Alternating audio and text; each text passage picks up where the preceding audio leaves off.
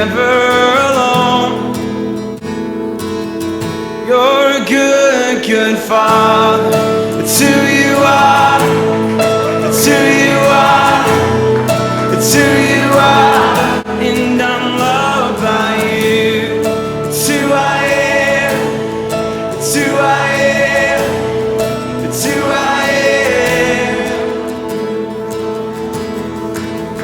Oh, and I've seen many searching for answers far and wide, but we're all searching for answers. Only you provide, 'cause you know just what we need before we say a word. You're a good, good father. It's who you are. It's who you are. It's who you are. Campbell, introduce us. Hi, this is Corby Dukes, native Sandlapper. He's from South Carolina. Right. And he's here in Guatemala, and he's going to tell us a little bit about his story.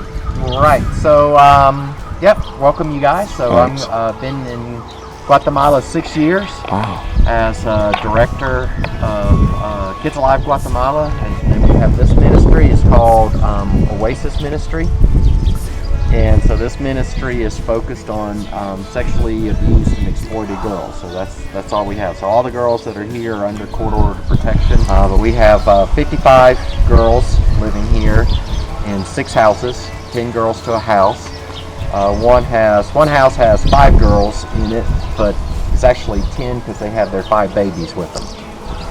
So they came here either pregnant or with a recently born child, all victims of abuse and exploitation. So yeah, so that's kind of our site here.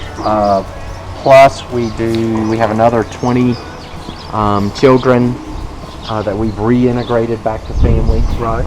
So we do that process as well. So all in all, some 80 kids. How do y'all get referrals? Private, political, Government. Government. International Justice Mission. We work a lot with them.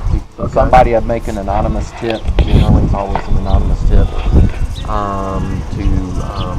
to them, and they'll do a brief investigation and determine whether a child needs to be rescued or not. Okay. And then they'll call us and give us the profile of the child. What's going on, and we try to make sure we're just getting victims of sexual abuse, just because that's what we do. Right. And so what happens there is we drive criminal prosecutions. So we've got 34 criminal cases going on now. So we try to get the aggressor out of the house. So number one is to get the aggressor out of the house. Okay, so we'll get him in jail, and then we'll start working with the mom. And what we have found is 100% of our moms was an Oasis girl nobody helped. It's who you are, and I'm loved by you. It's who I am. We bring Christ into that home, and we start working with the mom on family reconciliation. So about 60% of our kids will go home. They'll either go home because we feel like it's a good thing for them to go home, or a judge says according to the law there's no reason for that child not to go home. So she'll go home. But all of them we follow out. Now about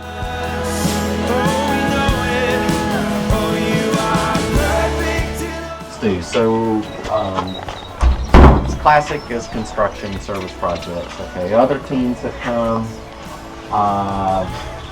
because we have a lot of professionals here. So we've had psychologists, a team come and bring a psychologist or a social worker who does training. A team came and they brought a couple of 3 experts.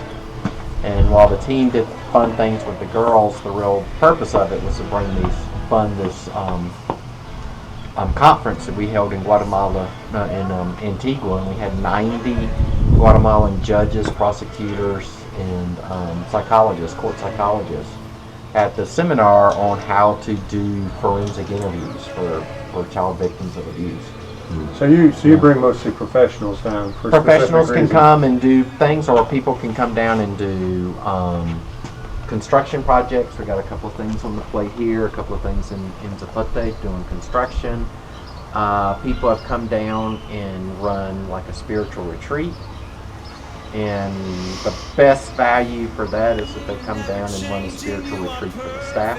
The girls are in school, but they come down and do worship and spiritual investment in the staff. And we've hired, because I want our missionaries to participate in that, because they need it as well as anybody.